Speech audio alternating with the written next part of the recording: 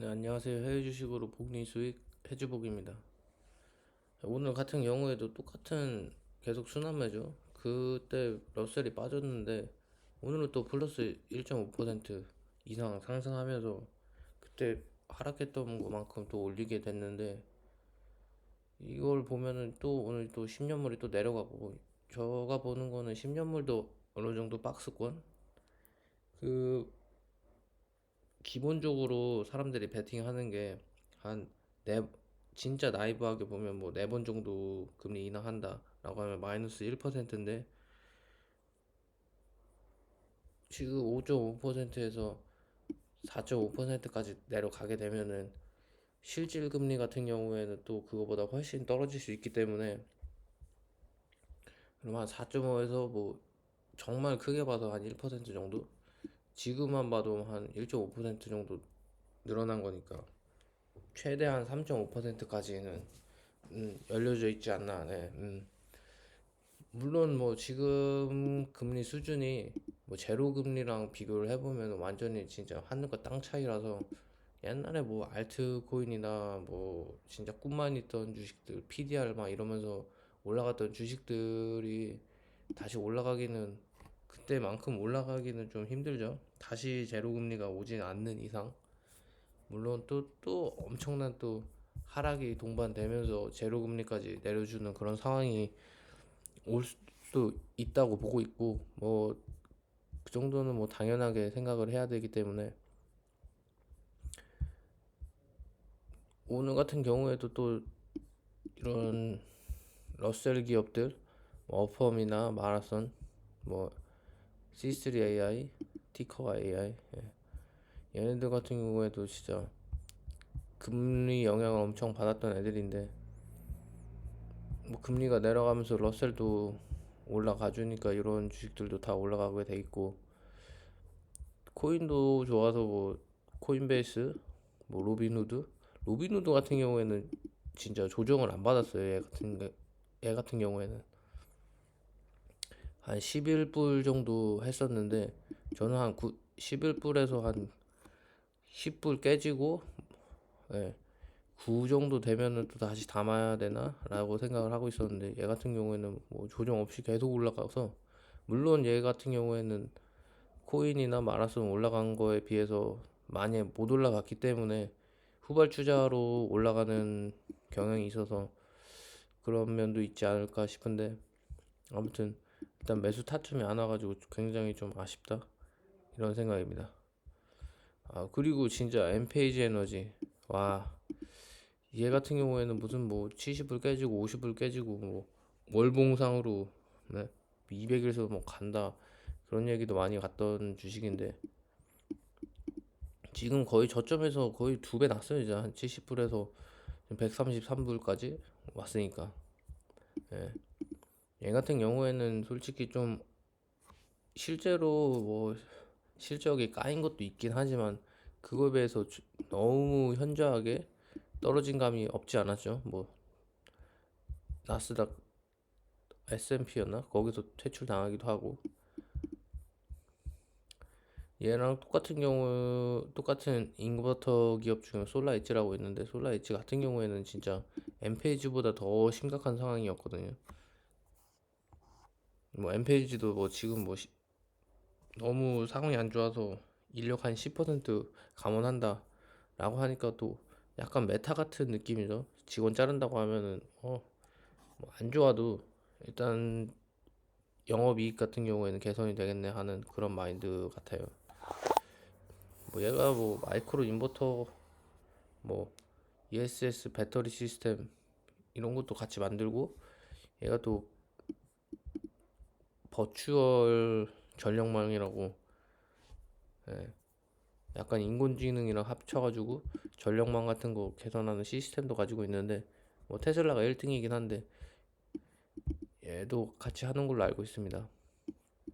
근데 뭐 지금 금리 상황에서 뭐 그런 것까지 밸류 쳐줘야 되냐라고 하면은 뭐 아니죠. 뭐 다시 뭐 금리가 1% 2% 가면은 또 그런 얘기가 나오겠죠. 얘도 인공지능 기업이다.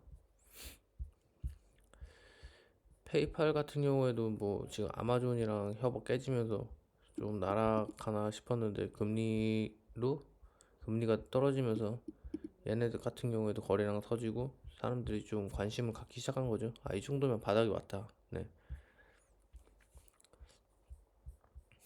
아, 리프트 같은 경우에는 얘는 솔직히 좀 우버한테 완전히 패배를 한 것 같아요. 우버 같은 경우에는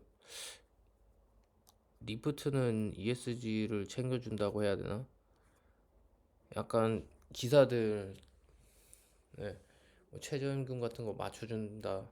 약간 이런 면에서 또 사회적 기업이다라고 했는데 결국에 못 버틴 거죠. 우버는 그거에 반해서 그런 거 못하겠다 하면서 막 뉴욕시랑 싸우고 그랬었는데 결국에는 리프트가 져버렸네요. 근데 또 리프트가 없어지면은 또 우버가 이걸 인수를 해야 되는데 우버가 인수를 할 수 있을지 모르겠네요. 일단 반독점법에도 걸리고 네. 솔직히 한국도 우버가 들어갔어야 된다고 생각을 하는데 결사 반대하니까 약간 좀 한국 같은 느낌은 진짜 한국 보고 있으면 진짜 중국 보는 느낌이에요. 너무 시스템 자체가 또 이번에 트위치 나간 것도 그렇고 뭐 주민등록증 같은 예, 정부가 다 컨트롤할 수 있는 그런 아이디도 가지고 있고 예, 뭐 마약 같은 경우에는 저는 뭐 반대를 하고 있지만 뭐 그런 면에서도 엄격하고 뭐 이미 저는 뭐 이민에 대해서는 조금 관대하게 열어줘야지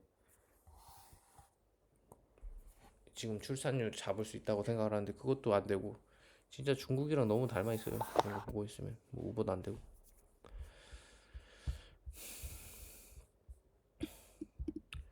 뭐 G 같은 경우에는 거의 뭐 작년부터 완전 턴어라운드 했죠. 뭐 애들 분사하면서 뭐 헬스케어랑 여러 가지 뭐 분사를 하면서 완전 체질 개선 제대로 했고 저점에서 거의 2배까지 올라갔는데 그래도 시총은 130조야. 뭐 풍력도 잘 하고 있고 뭐 오히려 독일 쪽이 더 못하고 G가 더 잘하는 어떻게 보면 제조업에서 미국이 독일보다 나은 그런 부분 그런 기업 네. 소파이 뭐 이런 것도 쇼피파이는 원래 지금 완전 신고가 부분이고 그리고 전에 말했던 그 개밥주 그때 실적 발표하면서 마이너스 10% 그거 다 돌린 거부터가 좀 완전 셌다고 엄청 센 거였죠. 실적 발표할 때 오라클처럼 그냥 계속 그냥 매도세에 밀려버리는 기업이 있고 추이처럼 그냥 이제 바텀 찍었다 하면서 하락분 그냥 다 돌려버리면서 양전하면서 끝나버리는 그런 주식이 있는데 추이 같은 경우에는 뭐 내부자 매수도 있고 대표적인 금리의 피해주였기 때문에 금리가 좀 내려가주면 또 다시 사람들이 뭐 개밥도 사고 개 간식도 사주겠죠. 그리고 시총도 10조라서 미국 소비주 이것 뭐 애완동물 소비주긴 하지만 소비주 치고는 좀 싸긴 하죠. 네. 경쟁자가 하나 있긴 한데 비상장으로 알고 있고 뭐 그쪽 기업이 추위보다 잘한다는 생각은 안 들고 있어가지고 추위도 좀 조정받으면 다시 담아볼 생각을 하고 있습니다.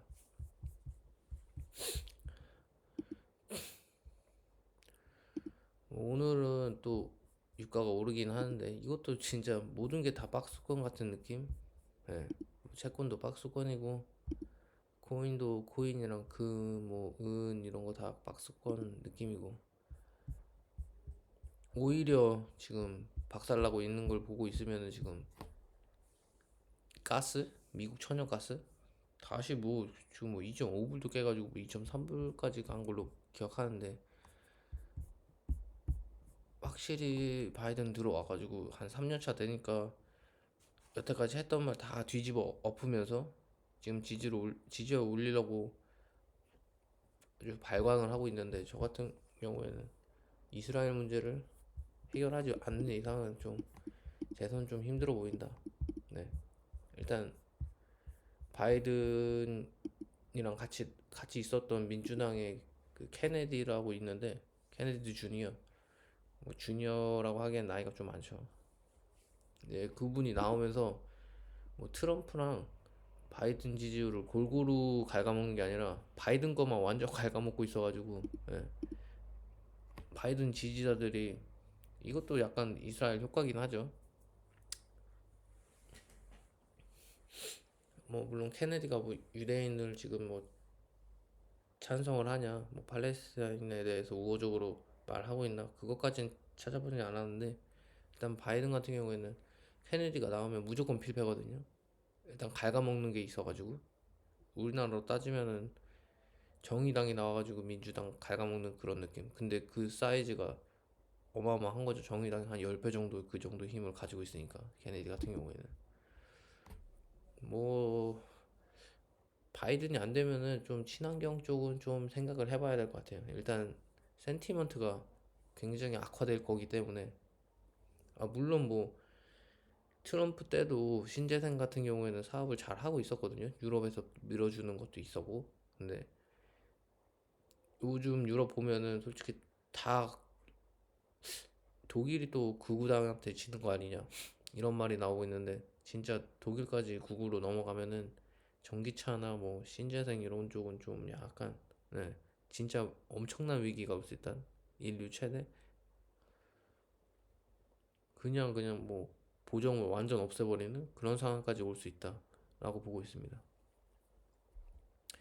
근데 뭐 대선은 뭐 1년 후니까, 네, 그렇게 보시면 될 것 같고, 일단 금리가 내려가는 상황에서 뭐 지금 뭐 현금화를 해야 하나라고 하면은 저는 뭐 부정적으로 보고 있고, 지금 저는 지금 포지션 제일 큰 게 시웹이라고, 중국 홍콩 주식들 뭐 텐센트, 알리바바, 징동, 핀듀오듀오, 지금 뭐 핀듀오듀오가 지금 비율이 한 13%가 넘어가고 있는데, 아 이쪽이 좀 안 올라가지고 좀 심심하네요. 저는 뭐 오히려 비중이 작았던 그런 주식들이, 뭐 리비안 이런 주식들이 막 20%, 막 30%까지 올라버리고, 로켓랩 같은 경우에도 얘도 약간 박스권 느낌이 나야 된다고 해야 되나, 얘도 적자 기업인데 금리 상황이 좀, 예, 효과를 많이 볼 거라고 생각을 했는데, 약간 단타하는 사람들한테 좀 수급이 꼬여가지고, 예, 주식이 안 올라가는 느낌. 뭐 그래도 뭐 버텨봐야겠죠. 일단 주식 같은 경우에는 좀 금리가 5% 막까지 갔을 때 그 정도 하드 리스크 아니면은, 이 정도로 이렇게 주식이 아니라 금리가 조금 내려가는 입장, 이런 상황에서 굳이 무서워하면서 이 정도 올라왔으면 됐지라고 하는 거는 좀 아닌 거라고 생각을 합니다. 일단 내년 대선도 있고 산타렐라는 것도 있고, 일단 지금 일단 상황이 다 좋아서, 네, 지금 상황에서 뭐 금리 올린다고 해가지고 또 기업들이 또 금리 오른다고 하면은 또 투자도 줄이고 고용도 줄이고, 뭐 신규 기업들 같은 경우에는 금리를 보고 하는 미국인들이 많아서, 네, 신규 기업들 창설도 줄어들 거고, 굳이 그런 말은 안 하겠죠. 네, 여기까지 하겠습니다. 감사합니다.